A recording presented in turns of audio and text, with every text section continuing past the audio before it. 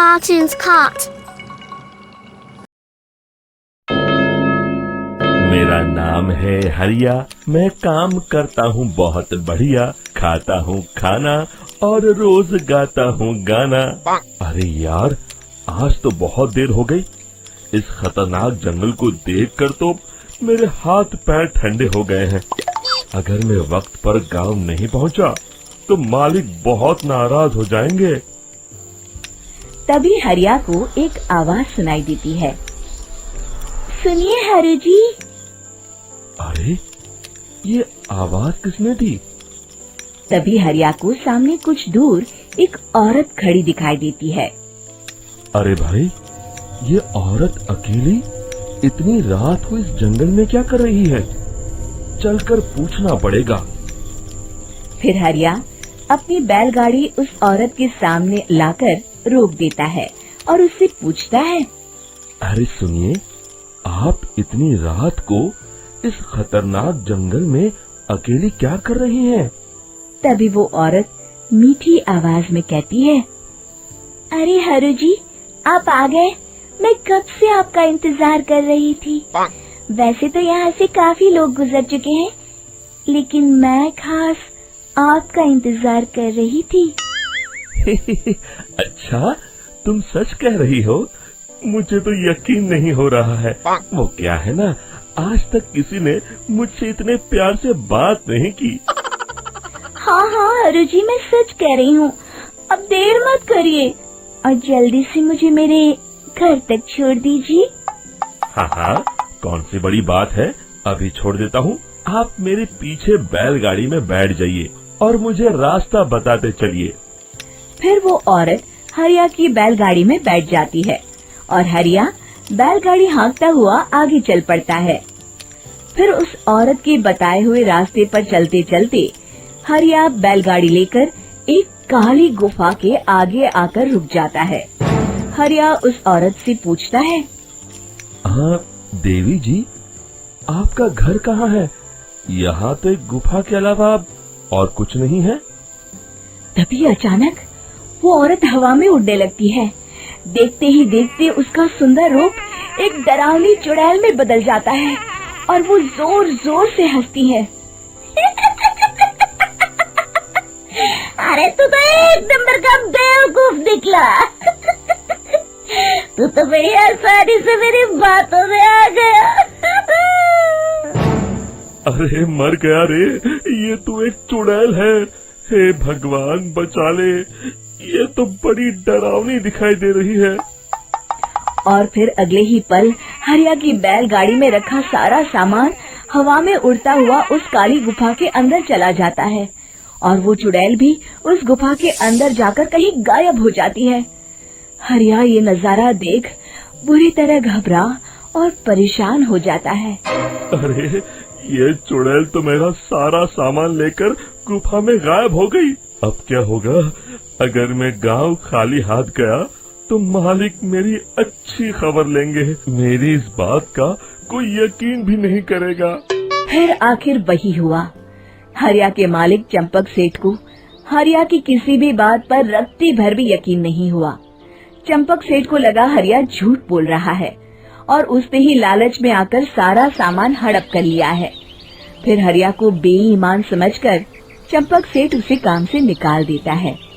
अगले दिन अपनी दुकान में परेशान बैठा चंपक सेठ गुस्से में बड़बड़ाता है। अरे, दुकान में तो सामान बिल्कुल भी नहीं है। अब मुझे ही शहर जाकर सामान लाना होगा। फिर वो अपनी बैलगाड़ी लेकर शहर चला जाता है। शहर से सामान लेकर जब चंपक सेठ वापस गांव लौट रहा होता है, तभी उसे एक आवाज सुनाई देती है। चंपक जी, ओ चंपक जी। अरे, ये तो कोई मेरा नाम लेकर मुझे पुकार रहा है। फिर उस रास्ते में वही औरत खड़ी दिखाई देती है। फिर क्या था, हरिया की तरह चंपक सेठ भी उस औरत के पास अपनी बैलगाड़ी लेकर जाता है और वो भी उसकी चिकनी चुपड़ी बातों के मोह जाल में फंस जाता है। फिर चुड़ैल उसे भी अपनी गुफा तक ले जाती है और उसका सारा सामान लेकर गुफा में गायब हो जाती है। बेचारा चंपक सेठ लाचार होकर खाली हाथ गांव लौट आता है। फिर ये उस जंगल में रोज की बात हो जाती है। जो कोई भी शहर से कुछ लेकर गांव की तरफ लौटता, वो चुड़ैल उसे बेवकूफ बनाकर उसका सारा सामान लेकर गुफा में गायब हो जाती।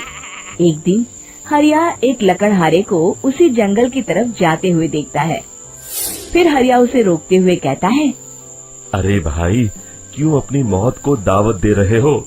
मेरी बात मानो, आगे जंगल में मत जाओ, वहाँ एक बड़ी भयानक चुड़ैल रहती है। लकड़हारा हरिया की बातों को नजरअंदाज करते हुए कहता है, अरे भाई, मुझे पहले ही बहुत देर हो चुकी है, मुझे जाने दो भाई। शाम तक लकड़ियाँ काट कर शहर के बाजार में बेचना है। तुम अपनी ये कहानी किसी फुर्सत में बैठे इंसान को सुनाओ, मैं तो चला। इतना कहकर लकड़हारा वहाँ से आगे जंगल की तरफ चला जाता है। फिर अगले दिन गांव के मुखिया के घर के बाहर बहुत सारे लोग जमा हो जाते हैं। तभी हाथ में कुल्हाड़ी लिए खड़ा लकड़हारा कहता है, अरे मुखिया जी, अब आप ही हमें बचाइए उस जंगल वाली चुड़ैल से। हमारा सारा काम तो शहर से ही होता है। अरे मुखिया जी, उस चुड़ैल की वजह से तो मैं पूरी तरह बर्बाद हो गया हूँ। हम सबको मिलकर उस चुड़ैल का कोई इलाज करना पड़ेगा। तभी भीड़ में खड़ा बीरा कहता है, आप लोग चिंता मत करिए, कल से वो चुड़ैल किसी को नहीं लूट पाएगी। मेरे पास एक बहुत अच्छी तरकीब है।